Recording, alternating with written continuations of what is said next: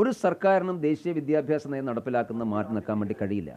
നമ്മൾ വെറുതെ ഇതൊക്കെ രാഷ്ട്രീയമായ പല ആളുകളെയും തൃപ്തിപ്പെടുത്താനുള്ളതാണ്. ദേശീയ വിദ്യാഭ്യാസ നയം രാജ്യത്തിലെ പാർലമെൻറ്റ് അംഗീകരിച്ചിട്ടുള്ള വിദ്യാഭ്യാസ നയമാണ്. ഓൾറെഡി ഇപ്പോൾ തന്നെ എല്ലാ സർവകലാശാലകളിലും ദേശീയ വിദ്യാഭ്യാസം നടപ്പിലാക്കുന്നുണ്ട്. അത് കേരളത്തിലെ ആളുകൾ കാണാതെ പോകുന്നതാണ്.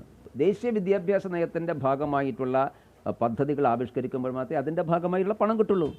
അല്ലാതെ പണം വെറുതെ കൊടുക്കാൻ പറ്റുമോ? PM ശ്രീ പദ്ധതിക്ക് വേണ്ടി സർക്കാർ അലോട്ട് ചെയ്യുന്ന പണമുണ്ട്. ആ പണം ലഭിക്കണമെങ്കിൽ PM ശ്രീ പദ്ധതി നടപ്പിലാക്കണം.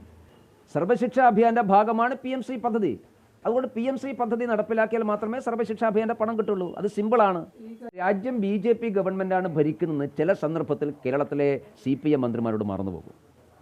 അത് ഓർമ്മപ്പെടുത്തേണ്ട സന്ദർഭത്തിൽ ഞങ്ങൾ ഓർമ്മപ്പെടുത്താറുണ്ട്.